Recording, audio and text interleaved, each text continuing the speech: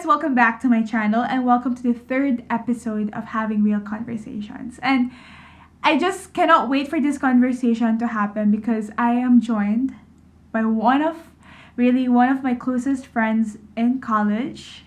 One of the few friendships that I've been really blessed with, and she is a sister in Christ for me. Let's all welcome Bessie Gray! How to do this anyway. I'm so happy na nandito ako. I'm so thankful to Charm for allowing me to guest in her series. No, and if you guys haven't watched, wow, ako yung you should watch the rest of her videos then. Yes. Like the other real convos. Sobrang insightful and really like personal to the specific guest speakers. And I know that Charm is using this platform to really just share life with you guys. And sobrang proud ako sa'yo, Charm. Oy! Nagpapaiyak! Bes, ano ba? Hindi, joke lang. Pero I really appreciate saying, like, when Bessie said that thank you, I just want to say thank you for joining me and really for allowing us to really, to have a peek in your thoughts on our specific topic for today. I know there'd be times na medyo sensitive yung topic na to, but I just want to say thank you for your willingness to really share your insight talaga on this topic. So, yung topic natin. Ay, before that, sabihin mo muna, Bessie, pakilala ka muna. Sino ba naman ako, guys?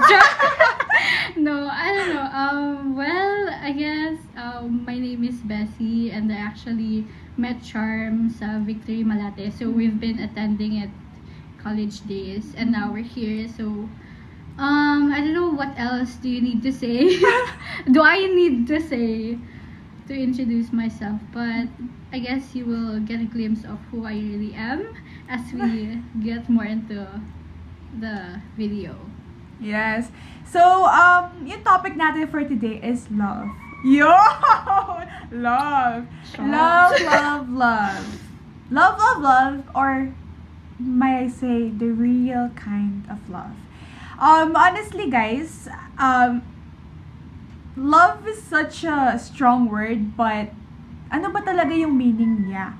Kasi, di ba, Bessie, there would be several moments in our lives na parang alam na natin na parang yung definition ng love. But as we grow older, as we think, what is really love, di ba? Daming instances sa life na natin na napapa-question na tayo na ano ba talaga yung love. So, today, Bessie and I would be talking about ang pagmamahal. Ang pagmamahal, relationships. Specifically, we're gonna talk about romantic relationships. So, if you're not into that, then I don't think this video is for you. But yeah, yun yung pag-uusapan namin. And to start it off, we just want to share yung perspective namin. Paano nagbago yung perspective namin as we grow older, as we got to really know the real source of love. Ayun. Ikaw, Bessie, you can start off. Ikaw, sige, go! Okay, well, actually, this question isn't really new. In a way na, actually, before this before this vlog, we actually had a very brief conversation on how it's gonna be like, what's gonna be discussed, ganyan. And I was thinking okay, what should I be answering to this question? And then ko na-realize na before pala, ako yung type na person na I'm kind of traditional, conventional, legalistic kind sa perspective ko on love. So, there was a time in my life, especially elementary days, high school days, parang super, I don't know the right word, but basically, sobrang, conservative ako. In a way na, I don't really engage or talk with guys, ganyan, because I feel like it has to be saved talaga to my future husband, to my future boyfriend, ganyan. So, yung view ko on love, parang it's something that is really sacred, something that is really, parang it has to be shared only with your husband, ganyan, future husband. So, I took it to the point na sobrang niyang extreme. na sobrang limited lang nung guy friends ko and hindi ako masyado nakipag-socialize sa guys. So, to a point, meron siya, like, medyo faulty siya in a way. Kasi, like, although it is supposed to be for the right guy nga and all, parang it's somehow limiting me naman to meet other guys and stuff. So, that was me before, like, you know, like yung as a little girl, parang you think na love is like, or relationship, marriage, or whatsoever, something along that na parang it's magical. So like, you know, all the purity things, like you keep it ganyan, so everything will be like out in the open when you get married na talaga. Ayun, so parang super pulled back. I don't know the right word before. So ayun. And ako naman siguro, opposite ni Bessie, I'm more on the liberal side. As I said before in my previous videos, I grew up abroad. So with that being said, growing up abroad, I've met different kinds of people. Kasi diba, in the Philippines, we're more on the conservative side. But yeah, like, that's true. You know, not everyone is conservative. So I was exposed to that kind of environment, ganun. And yung mga movies, let me just say about yung mga movies, mga romantic movies, di ba? Mga nasa Netflix ngayon, parang yung mga 13 plus, parang 13 plus ba talaga to? Di ba yung sa mga movies, they are portraying love in a different light talaga, na parang in college, yeah, in high school, even in high school, that you're gonna get into a relationship, ganon, in high school, tapos, you know, just have fun. It's all about emotions. It's all about having those butterflies in your stomach and stuff. So I grew up believing that way, na parang, uy, kinikilig ako, shocks. Diba? May mga kilig moments tayo na parang we thought it was, or we thought, I don't know, na it's love, na sometimes we tend to mistaken being lonely and having someone to talk to, that para feel natin that they completely understand us, and sa tingin natin na we're falling in love already. Tsaka yung isang na-realize ko, parang yung common misconception or parang napapagpalit is yung love and infatuation. Na like infatuation is something that is somehow superficial or like mabilis lang siya. Wherein love is more of like a choice talaga, ganun. It's a decision. And I guess siguro as we dig deeper, di ba? What's the reason behind what we think is love? Like, to explain myself, siguro what I'm trying to say is that we think that we have fallen in love with someone just because they're always there for us, or they say the right things. Like, let's say they comfort you. Diba? We get comforted because they have yung attention nila nasa yo and stuff like that. We fall into those traps. But I think there is a more serious reason bakit na natin nafe-feel yun. And with that being said, siguro growing up, I have a lot of guy friends because I used to play basketball. I was in the basketball team at varsity, so you know, we play basketball. I didn't really mind. So, feel ko yung mga actions ko na parang normal actions na feel ko, wala lang sa akin, ganyan. Parang hug lang yan, ganun. I wasn't really conservative talaga. I would, like, kasi halos ng friends ko, lalaki. I have girlfriends, but I have a lot of guy friends then. So, like, it was not a big deal for me. And I felt that love was just like, oh, okay, I'm attracted to you, so I think that's love. I like love na kita, ganun. Okay. It's nothing serious for me. I grew up thinking na it's just a relationship. It's just a boyfriend. Like, ano yung importance nun? I could just, you know, date how many times I want. But it's so ironic kasi I've never had a boyfriend in high school or college. Or now, I mean, you know, I've never really went into a relationship. So, yun. Honestly, wait lang. I had, oh, shocks. I hope, this was all the past na to, and I could be really, crystal clear. Or like, hindi, ano tawag doon? Bessie, yung transparent. Oh yeah, I'm very transparent. I could be really transparent with this. Maybe I had a boyfriend. Maybe lang. Kasi he asked, ganito kasi yun. People would just say, okay, do you want to date? Ganon. If you say yes, if someone asks you, then you say yes, then you're already dating. That's how simple it is abroad. Or, not everywhere naman, but where I live. So, ganon. So, we dated, but then, after a day, literally the next day, he was like waiting for me and doing the boyfriend kind things talaga. But I broke up with him during lunch break because I wasn't really. So I broke up with him. Then like I'm not ready and all. And I don't know. There were fear in me, doubts, fear, and stuff like that. And I'm trying to imagine the high school charm right now, saying all of those things. I'm not ready for this. I'm too young for this. Yeah, I'm not ready. So ayun. I'm gonna tell you guys later, we're gonna discuss later what really stopped me or prevented me in getting into a relationship, siguro. Yeah, that's good. Ikaw naman, Bessie, like what do you think na parang during college, basically yung mga perspective mo or yung mga experiences mo with like relationships, ganun. If you can share lang we're like, to the comfortable, like what we are sharing what we're comfortable in sharing with you guys, syempre. Gusto ko lang i-point out, sobrang ironic niya in a way. Kasi ako yung conservative before. Si Charm yung like open to stuff. Liberal. But then, yeah, liberal. But then, ako yung nagkaroon ng boyfriend. Sobrang ironic, diba? I don't know, like, what? Ngayon lang ako napaisip actually, like, I don't know how that happened. How could someone so liberal not have one, while someone na sobrang conservative na meron ng, past relationship. But anyway, sobrang lang, I guess one thing before, yun nga, diba I mentioned na to a fault na yung sobrang closed ako sa relationships, romantic relationships, ganyan.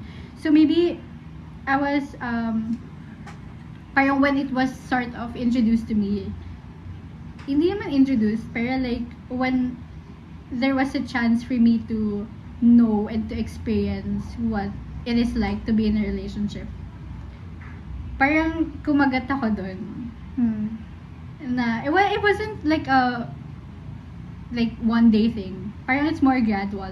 Pero syempre me not being open to things, parang I don't know how to explain it properly.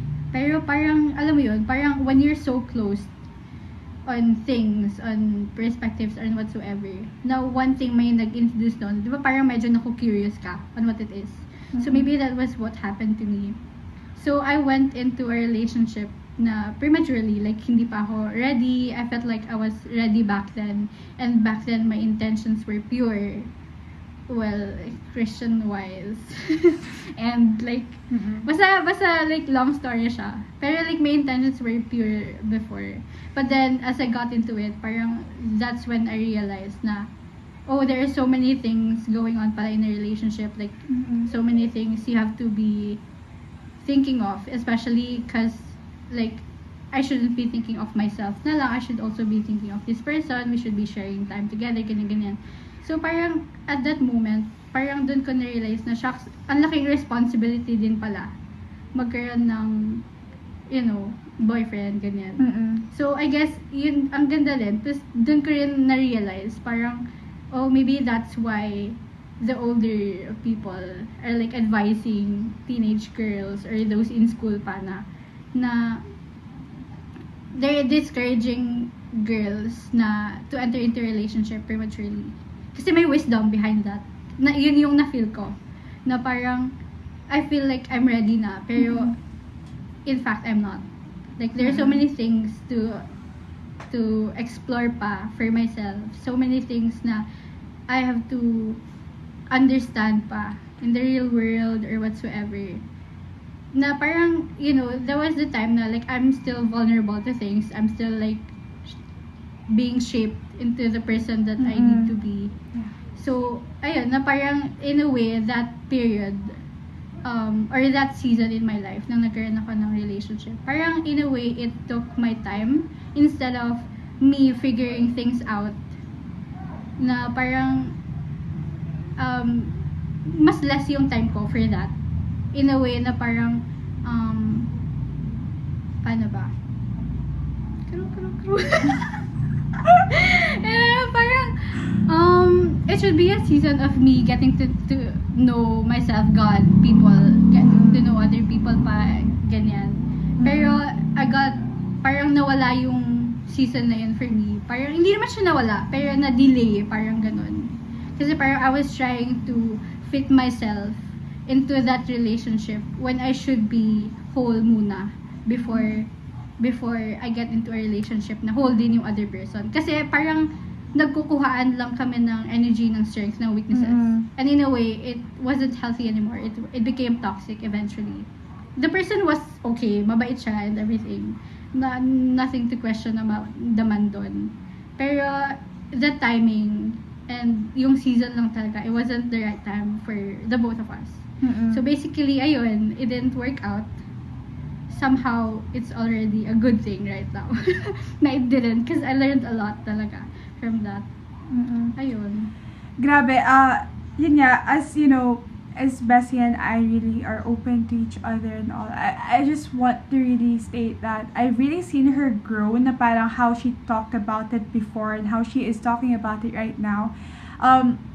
Kasi diba, there would be circumstances, there would be situations that God would really put us into to really parang to give us a lesson, to really allow us to grow into the specific aspect. It's seemingly negative in our perspective right now, kahit na we think that it's all bad things happening. And one thing then na parang na-appreciate ko with God's love is that even though when we tend to disobey Him or go the other way around, iba rin kasi yung alam yung grace niya to the point na parang okay, if you want to go that way, it's your choice, it's free will but I'm gonna make way for you to know the lesson behind it. Bakit hindi ko pa siya binibigay sa'yo right now? Because alam mo, God has this perfect timing and it all makes sense. Because sometimes hindi natin siya makita na parang bakit I'm ano naman I'm so ready to it, alam mo, I'm mature, I could control myself and whatsoever. But sooner or later, if you're gonna step back and wait on to God, and you'll see the great things that He has for you, or you're gonna proceed to your desire, doing what you want to do, and see the lesson behind it. So in both cases, God is teaching and doing something within you. And I think that's so beautiful. And how my perspective changed talaga was when I sought a deeper relationship with God. Because, people really, diba? People really want to say na, okay, I have a boyfriend who completely understands me, who's always there for me, who I can talk to whenever, who can I hang out with whenever. And I just want to really emphasize what Bessie said before, na parang sinasabi niya na you have to know, you don't expect other people to fix you because they can't. I mean, as simple as that, guys. We're not saying that if you're in a relationship right now, it's a bad thing. I mean, maybe it works for you, but this is purely our based on our experiences and all. But what I'm trying to say is that two broken people cannot fix each other. Yeah, I wanna add on lang din sa sinabi ni Charm about if you're in a relationship, then you should totally break off the relationship na or whatsoever. Because again, meron tayong different timelines, meron tayong different callings, meron tayong different seasons that God has specifically placed in each of our lives, and it differs person per person. So, we're not telling you to do a certain thing because it may not work for you, but it may have worked for us. But the thing is, we have to still consider the wisdom behind all of those mga do's and don'ts, or mga parang what other people encourage you to do or discourage you to do. Because like what I said, for example, kanina, like people in general always discourage you to have a relationship while you're a student. And that's not because like they want to destroy your life or parang they want you to do a certain thing lang. No, they discourage you because they know na it won't really help you in general. Kasi like at least for me, I know it didn't. Because instead of me focusing on my ACADS lang, instead of me focusing or giving that time to spend with my family, with my friends, parang it became, it was allocated to yung relationship ko. Na in a way, that time could have been spent sa other things na mag-help me grow as a person pa. Yeah. As a student. Yeah, and that's so true. And yun nga, every season has its own timing, guys. And for me, not having a boyfriend in high school and college didn't really. Am I less happy? No, not at all. And I'm just so happy that I made that decision. I made that choice not to get into a relationship because I believe in myself that I have a lot of things to develop in myself in order for me to love another person. I need to allow God to completely mold me, to train me to be, syempre, yung goal naman natin if we go into a relationship is marriage, di ba? Yeah, that's true. So, End goal. So then, di ba, if I become someone's girlfriend, yung end goal ko dapat is I want to marry this man. Now, am I the person? Because and yun nga, another thing that I want to point out is this. Ang dami nating ideals. Ang dami nating gusto sa isang tao or whatsoever. And it's not bad to have those standards. You should have those standards. Yeah. But the question is as well for you, are you the person that you're looking for is looking for? So, yung ka na ba talaga? Or kasi as I said before, you can't fix each other. So I believe that there is a season in our lives wherein we need to be completed muna by God, to be fixed by God talaga, in order for you to give the same kind of love that God is giving you to the other person. Because yung another question doon is, saan mo nakukuha yung love na yun? Oh my God, I like this. Okay. Sa source ba na nauubos? Because if nauubos yung source mo, kung saan ka kumukuha ng love, my friend, that kind of love will not be sustained. I think one question that we should have is this: where do I get the love so I could love other people? Something to ponder around. Merong share ko lang. Merong isang illustration na binigay yung isang pastor before nung basta nasa Singapore pa ako doon. So sobrang tumatak siya sa isip ko. Parang it was in the context of marriage. So merong dalawang candles. So that represents the wife and the husband. And then merong isang candle in the middle that represents God. And yung candle na yun, it's limitless. And yung other two candles, the wife and the husband, syempre, as humans, di ba, we're limited. Naubusan tayo ng patience, naubusan tayo ng understanding and stuff. And when that fire goes off, I'm not good at prepositions. But anyway, pag nawala yung fire na yun, kung kukuha ka dun, pwede pa. Pero paano kung parehas ng fire nyo, ng wife and ng husband, ng girl and ng guy, nawala? Paano? Ubus na kayo together. So, paano pa mag-work? Paano pa mag-brain? Paano pa kayo mag-share ng light and ng love to other people when you are relying on another person's fire? And that's why it's important for you to have, or at least yung goal natin is to have God at the center talaga. Kasi He's the limitless source of fire. And another thing siguro, something I could share with you guys, how my perspective had really changed from yung sa love. Dati kasi siguro sabihin ko na, it's just love. You can just start dating and just, figure things out along the way. But I guess, as I grew older, as I had encounters with different people, different relationships, and everything like that, mas naisip ko na love is more than emotions. Emotions will fade. for sure, emotions will fade. Yung excitement na nafe-feel mo, it won't always be there. I'm just trying to be realistic. At least not every day. I'm just trying to be Especially, realistic. Yeah. And then, it will always run out. But it's, for me, what really, yung massive changes na ano ko sa love is this.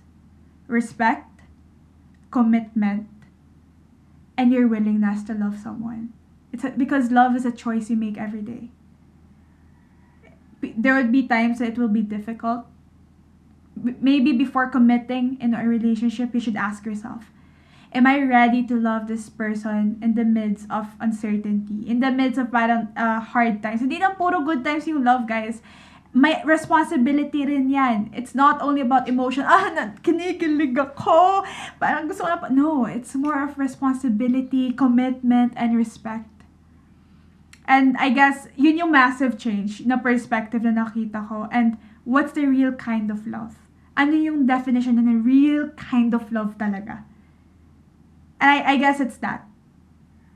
Having to choose every single day to love this person, being responsible, being committed, being respecting, parang you're gonna respect them regardless, and palagi mangingibabaw yung love.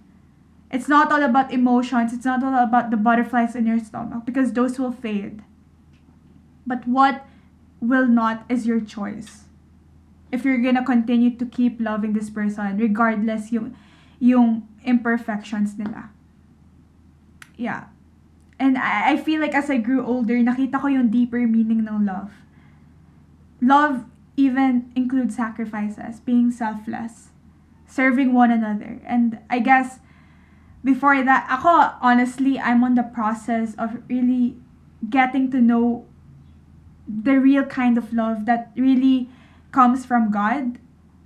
Kasi, I'm not telling you guys na parang sasabihin ko na, find it in this way, like me. I believe it's as what Bessie said, it's different from person to person. Pero I am challenging you right now. I want you to ask yourself, saan nanggagaling yung love na yun? Saan ko makikita yung real kind of love? It's something, kasi honestly, my definition of love didn't really change until I asked that to myself. And you know what? Grabe lang, kasi I'm so thankful, I'm so blessed because I found that answer. Because the only love that never runs out is God's love. And pag nakukuha mo yung love nakukuha mo o kumukuha ka sa love ni God, you're gonna radiate the same kind of love to your future partner. And even mahihirapan ka, there'd be difficult times, there'd be this and that, rest assured, now your relationship with one another will be sustained because God is the center of it, and He is the source of the love. That's even that sacrificial love is God.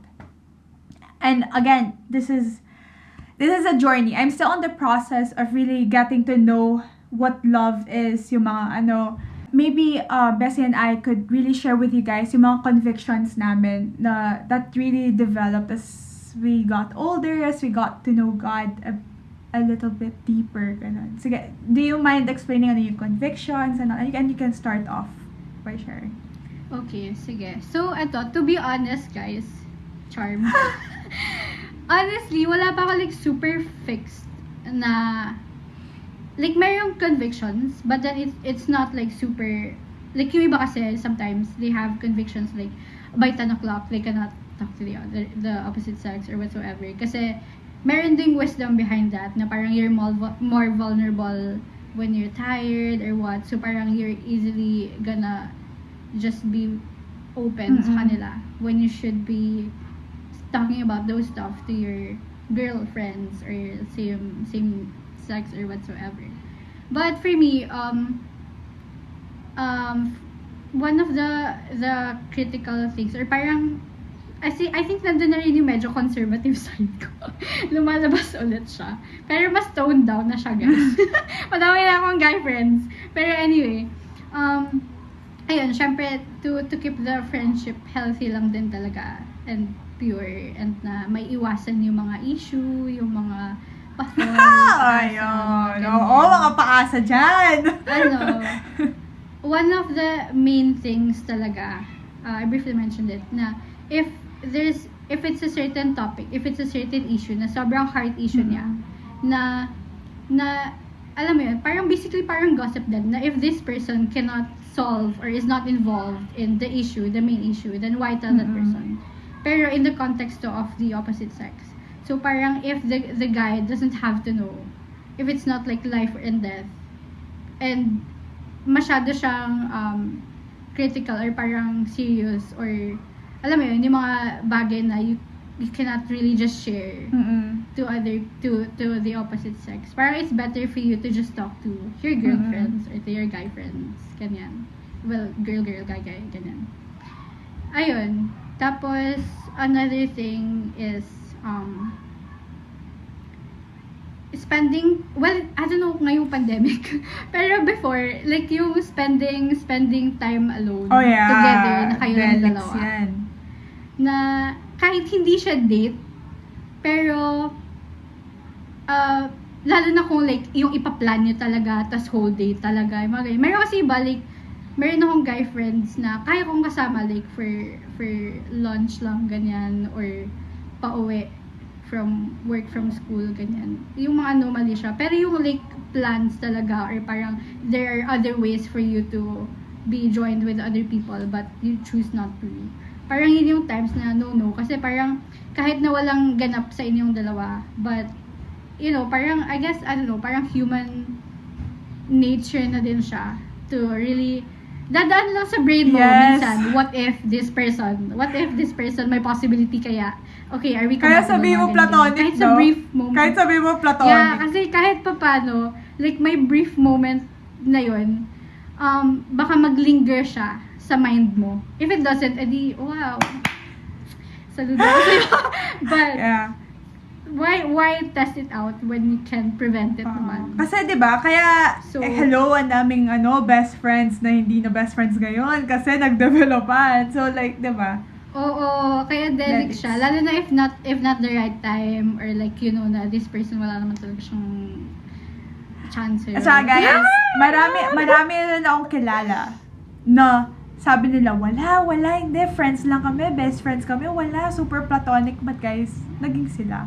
So, don't underestimate talaga yung human nature natin. Because, pag palagi mo yung kasama, palagi kayo nagko-call during the night, yung di ba may sinasabi sila na like, ano yun, yung parang convenient something, like when you always see this person every day, and you always talk to this person every day, like, somehow you're being reliant to this person in a way na parang, you know, you're always sharing your personal stuff. So, magiging attached ka na, magiging, you know, parang little by little, your lives are intertwined.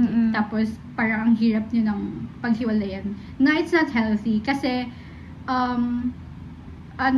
like for me, lagi ko ding iniisip na kung sobrang close ko yung person ko na to, opposite sex, if nandito yung guy for me, if nandito yung future husband ko, and ganito kami ka-close, ganito kami nag-share, would it be alright for him? Would I make him jealous?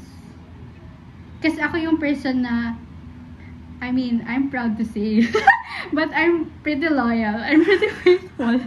So for me, yun yung nakaka-help din sa akin na pag feeling ko, sobra na yung over na sa boundaries, na oversharing na ako, na like, sobrang dami ko ng time, and masyado ko nang naisip yung mga what ifs, ganyan. Parang I will always think back na, will this kind of relationship be okay if I'm already married and the person, the guy, my future husband can see what's happening between us? Siguro, yung masashare ko is yung pinaka-recent na na-build sa akin na conviction is this. You don't, like for example, may kausap ka, may friend ka ng guy, or like whatsoever, and you're talking 24/7, and para sa'yo wala lang yon how you converse with this person, yung actions mo behind that, para sa'yo wala lang, you don't have any intentions, but the real question is this, what about the other person? Baka pa-fall ka na. It implies to me then, I mean, it applies to everyone, di ba? you should check your actions then. You have to evaluate your actions. Kasi, sabihin mo na sabihin mo na hindi mo intention. It's not your intention to kahit gano'n pa yung diba? intention. But how are they taking it in? Like, para, baka trip ako nito. Baka, Tsaka, din, like, meron din akong friend na nagsabi na, parang one attribute na you know that you love this person is you protect the person. Yeah. So, that's true. Lalo na in the context na you're just friends, like wala pang relationship or whatsoever. Are you protecting this person in a way na you're protecting his future? Na hindi mo, like, for example, if yung future wife niya, hindi pala ikaw. Parang, would you make the future wife jealous sa ginagawa mo? Yung parang siguro, And one vice question versa. to ask that is that nga. Yeah. And another pa is Bessie, di ba? Yung palagi natin sinasabi. I mean, Bessie and I would always say this to each other. Pag may, baka, may issue. Medyo ang may dami issue na pa na, di ba? The question you have to ask is this. You don't have to just think about yourself. You don't just protect yourself. You just don't protect your friends, but you are protecting your future partners then respectively. You have to protect your future partner. You have to protect your friend's future partner. That's what Bessie was trying to say. It's not only, ako kasi hindi ko naman kasalan. It's not about who to blame, but how is it affecting? Let's skip the blaming part. It's, alam mo yun, parang, let's stop with the blaming part. But I hope and pray that we're gonna take responsibility of our actions. Now, Bessie and I are not saying that we're perfect, that there will be some instances siguro parang we're for us, wala. Madami, guys. Madami kami Diba? imperfections. And we're all a work in Yeah, progress. it's a process talaga. There would be times na parang sasabihin ko, wala naman akong ibig sabihin doon. But the real question is, how did that person take it in? Maybe it was a mixed signal for him from you. From you. So, Go. Kaya mo yan. nosebleed na ako dito. From, far from. Na-nosebleed ako ata konti. But, in all seriousness, Yung topic kasi. in all seriousness talaga, I guess, you have to really protect your friends as well. And those people. It's, grabe, no? Yeah, and disclaimer lang, na-mention na din ni Charm. Para lang hindi baka mag-grill din kami about things. We're just stating our personal opinion. And also, these are the things, like what I mentioned din kanina kasi diba, we have a lot of imperfections and stuff. And ang daming things na nag-fall din kami. But by the grace of God, we were able to stand up again and to, fight the good fight of faith. And then siguro, feel free to comment down below kung ano talaga yung mga thoughts niyo, yung honest thoughts niyo with no pretensions. Ano talaga? Kasi I've encountered several people go into a relationship hoping to find that missing piece sa kanila. But honestly, the question is, and I am really challenging you, that missing piece, yung feel mo na emptiness, I'm challenging you to find it somewhere else. Not into a specific person, not a specific thing, but it's for you to find out kung ano eh. I can tell you several things right now. I'll tell you this and that, my past experiences, but I know that you won't fully believe me until you experience it yourself. Because that's human nature. True. Yeah, that's so true. That's human nature, but I guess I really pray that you're gonna find that missing piece talaga. That's what I'm gonna, And siguro, Bessie, just to lighten things up, paano Hindi! Name drop sila, joke. Siguro yung question ko is this, paano naging different yung ideal types mo sa mga tao? I mean, sa future partner. Dati ito yung ideal mo, tapos ngayon, ano na yung ideal mo? Ideal type. Well, honestly, wala akong super fixed talaga. Well, ayun nga, I grew up in a Christian family kasi, and then, church, talaga, since yung Sunday school, ganyan. So, I knew from young pa lang na like I had to marry a guy na same faith, same principles. So like basically born again Christian, meron ding relationship kay God, ganyan. So that's always been the top of my list. Pero as I grew up, syempre, it didn't just stop there.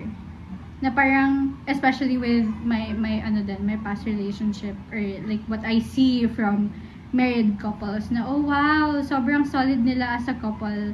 And parang I see certain parang trends or parang commonalities, similarities dun sa mga couples na yon na I really look up to. And one of the things na nag sa akin na hindi porket Christian yung guy, okay na. Meron parang nag-level up, guys, nag-level up kasi nag-mature tayo. Nag-level up siya. Na hindi porket church-goer. Hindi porket sinabi niya lang na Christian siya, sinabi niya lang na nag-church siya. Kahit yun, basta like hindi porket Christian siya. Kasi yung ex ko, Christian din. Pero ano yun. Pero anyway, so ayun, so hindi lang, ngayon, I won't settle for that lang. And I know na it's not me having high standards, but I know my wisdom din and my reasons God kung bakit niya plinis. And meron din siyang practical reasons. So one thing that I really pray about, other than being a Christian lang, is for the guy to have leadership skills.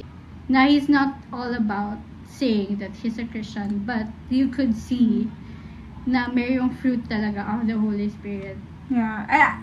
Na mayroong I guess yung what Bessie is trying to say is really important sa kanya yung leadership skills because she will be led by this person, di ba? Your partner for life, he will be the one who's gonna lead you, di ba? So, saan kanya ililid, di ba? Important yun. Yung, kung saan kanya ililid.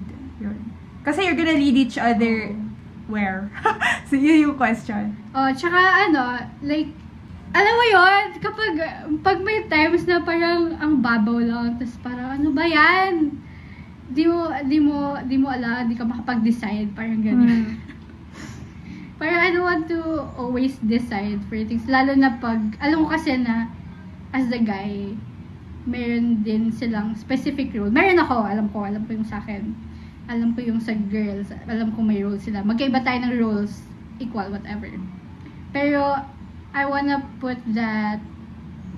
leave that kasi din siya, command din naman siya ni God na parang yung guy will be sort of the head of the family. And yun nga, like what Charm said, na mag-lead sa akin, sa family namin. So, parang, if hindi niya rin ako i-lead kay God, if i-lead niya ako sa ibang bagay, sa worldly things or whatsoever, hard pass. Hard pass, man. Ako, honestly, yun nga, parang nahihirapan ako sa side na yun para being the head of the family and all. Kasi I believe, ito na best, ito na yung I believe ko. I believe kasi na parang the woman can lead then. But I guess it really, we can. Yun nga, parang feel ko in different aspects talaga. I mean, ayun, basta I don't wanna dig deeper then kasi I'm on the process then baka ano pa masabi ko, but I guess yung ideal types ko before gusto ko mga bad boy. Before lang talaga. Ngayon sige ako magsasabi, ngayon gusto niya good guys pero mukhang bad boy, mga joke. Parang kahapon lang ba yun? Ay, paliw ka, hindi. Honestly, ako, dati, mahilig ako sa mga basketball players. Basically, parang good boy na bad boy. Grabe, basketball player talaga, hindi pa din volleyball player. Yeah, basketball player talaga. Promise. Grabe siya. Ako wala akong specific kasi talaga, kahit ano rin gawin niya sa buhay, basta choosy. Tapos ako parang, basta gusto ko loko-loko na konti. Alam mo yung parang funny, may humor, gano'n. Yeah, funny. Pero ngayon, it's a whole different thing, guys. Super nagbago. Siguro yung akin, first of all, very important sa akin, he's very passionate to something. Tapos gusto ko na parang we're in the same level of yung values namin, yung faith, because I personally feel ko if I'm into a relationship with someone that we're not holding the same values or faith, magkaka-problem, like hindi kami magiging compatible. I could just feel it lang talaga na it won't work for me. So honestly, it's a very personal preference. Tapos ngayon, gusto ko hardworking, like very hardworking. Kasi sobrang hardworking ni Charm. So kung sino man yung guy na yan, tapatan nyo. Baliw to. But, and I think another important thing for me is yung leadership, that where would he lead me? Would he lead me closer to God, or would he lead me further from Him? And honestly, for me, God would be always the top one. Talaga. Like, no one could ever compromise, could make me compromise my faith and values. No one could ever do that.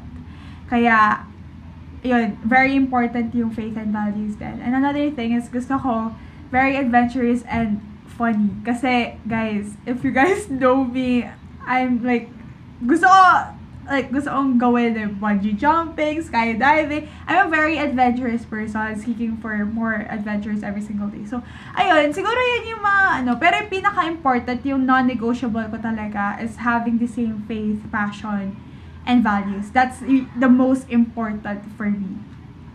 Kasi feel ko yun yung magiging, magsusustain sa future relationship ko, sa future partner ko. So, yun. Para tayong nagre-recruit dito, no? So, anong gusto mo? What are you looking for in an applicant? Ito yung CV namin. Kasi nag-graduate na po kami. So, pwede. And siguro, yung nasabi mo din about yung parang relationship during high school and college. If you're in a relationship right now, it's okay. Completely okay. But I guess you could reflect kung paano yung life mo na apektuhan sa relationship mo ngayon. Kasi personally, not having relationship during high school and college, for me, it was a great choice because I knew my priorities. I was just so focused, and I made some great memories with friends. Doesn't have to be with a boyfriend or whatsoever. You could always be happy without a boyfriend or girlfriend. And I believe in perfect timing talaga. Kaya nga, my friends! Ano ba? Plug natin yung friends natin. Guys, singles na po kami lahat. Joke lang. Oo. Singles na, no? Nag-graduate. Tsaka honestly, medyo out of topic siya. Pero parang ngayon kasi din na we have co-ed friends sa church. Yung closest clique namin ni Charm. Sobrang healthy, sobrang helpful na in a way na okay, meron kang girl's perspective, meron kang guy's perspective on things, and yun nga, we are all we all have the same faith din and everything. So parang other than our leaders din talaga who are very helpful and pwede naming matakbuhan ganun. Yun, we have those friends na pwede rin naming malapitan na about things. Ayun, basta like careful lang din talaga. Pero yun nga, my point is like you don't have to have a relationship. Like if you're just, yun nga, like sinabi ni Charm kanina, if you're just lonely, if you're just looking for someone to really talk to, ganyan, why not have like a group of friends? Not necessarily a significant other and all. I just want to point out what's Bessie said, that we have a group of friends talaga. Super na-appreciate ko lang even yung mga guy friends namin ni Bessie. Kasi, there would be instances na parang, we were just asking them, uy, pag ganito ba, pag inopen yung door para sa'yo, or like, for example, naglalakad. Oo. Kasi nag-overthink tayo minsan, lalo na girls, highly emotional. At saka, diba, Bessie, like, for example, naglalakad ka, tapos ito yung side ng sasakyan, tapos kukunin ka, So, we're asking those type of things. Ano yung intentions nila behind that? Tapos, parang sinabi nila, may nagsabi sa amin ni Bessie na parang, sinabi niya, why are you overthinking? Nakakasad lang kasi how men should treat you ladies bakit parang nagiging iba na siya? Because this is how you should be treated. But when a guy treats you right, you're having like nag-overthink ka. So that means that we have a society, or we have nag-iiba na yung times na parang that should, what should be a norm or how you should be treated, it's something already na parang nagiging special na when done to you. Dapat mag-normal lang para sa'yo. If that makes sense. Alam ko medyo magulo yung sinabi ko. Medyo na-confused din ako sa sinabi ko. But,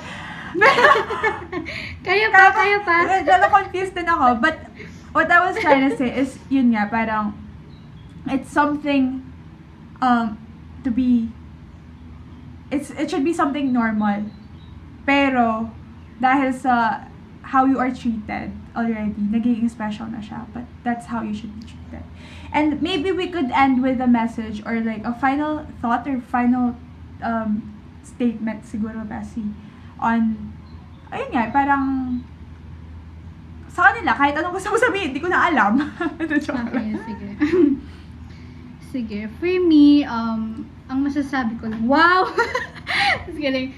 Ayun nga, like, you just enjoy whatever season you're in, but do it in a way na, you know, you're not really compromising your relationships with other people in a way na hindi mo na pala napoprotect yung interest nila, yung future mo, ganyan. So, like, you have to be careful. And for a way for you to do that is to reevaluate lang. Like, how are you with this person, ganyan. And, like, you could even talk to yung mga older people who have already gone through all of those things na nafe-feel mo right now, kasi yun nga, may chance na baka nag-overthink lang, ganyan, or baka may something talaga, so you have to be accountable to someone about it, so you won't parang fall into the trap na G ka na lang or totally iba-block off mo na lang when masyado na rin palang na-compromise yung friendship naman. So ayun, ano pa ba? Ikaw muna, Charm. Siguro ako, sasabihin ko, to all the ladies watching, just wanna say that you are worthy. Kahit, whatever you feel na parang, pero kasi feel ko, hindi ako worthy ma-pursue kasi ganito, or no one is gonna love me kasi ganito. But, I just wanna tell you this, that you are worthy. And you are beautiful regardless of what society tells you. Otherwise, yung mga lalaki dyan, or yung mga standards nila, don't compromise. I pray that you won't compromise the standards being set, or dahil gusto lang niya, like, may papagawa sa'yo to prove that you love this person and stuff like that. And don't compromise your values and what your values and your faith, or what you hold dearly to your heart. Never compromise that. Because the real man that's gonna love you will take you as you are and would seek God before seeking you. And will respect whatever boundaries, whatever convictions and beliefs that you have as well. And alam mo yun, parang he would continuously pray for you, and really, alam mo yun, parang kung wala nang doubt, may peace ka na, I guess that's it. You're gonna know when the time is right, when you have peace talaga in your heart, and you know that you're ready, and you know that you're ready to love someone else because you are just so secured in God's love and God's presence. So, yeah, I just want to remind everyone that you are worthy of the love that God really has for you. And, yun, for me yun. Ikaw, Bes. Ayan din. Another thing is, you have to, diba there's a saying na parang, you can't give what you don't have. So, it's the same thing with the love. You can't really give it to a person if you haven't really experienced what true love really is, what real love is. And, I don't know how to say this properly or whatsoever, pero I believe talaga na real love comes from God. Siya yung perfect love, siya yung siya yung nagpa-example ng real love for us na unconditional, ganyan. So, and that's what we should be aiming for. That's what we should be parang chasing after. And ayun din, parang once we realize it and experience at a personal level kung gaano tayo kamahal ni God, kung ano yung real love na yun, kung paano magmahal, paano minahal tayo ni God, paano niya tayo minamahal, ganyan, then we can give it to the other person. So if you're not yet in this season na you know, you're already married or whatsoever, actually kahit na married ka na, we always have to go back to God. We always have to find ourselves, our identity, our security in God. Kung kanino nakabase and sino yung maker ng love. And yun, we have to seek God first lang talaga over everything, and everything else will follow. Yes! Let's go!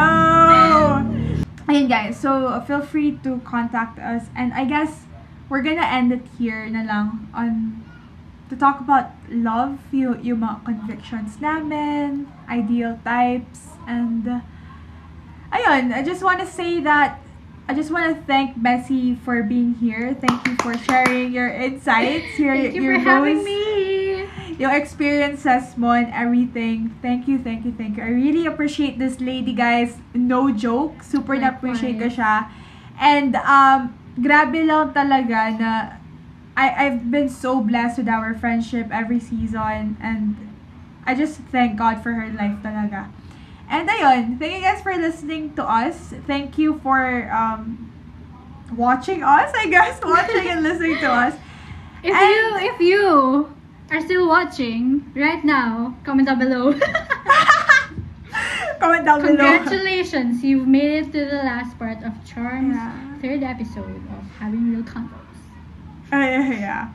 Ayun, I just want to thank you guys for joining us in our conversation. And grabe kasi yung conversations naman talaga namin ni Bessie. It's just, alam mo yung parang 0% pretension talaga. Tapos, Totoo, super genuine.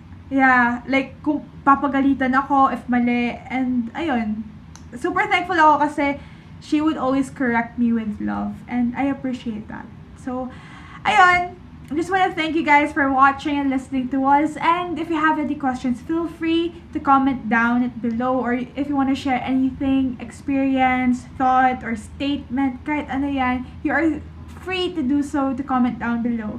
And thank you guys. Thank you. And I'll see you guys on my next one. Bye! Bye!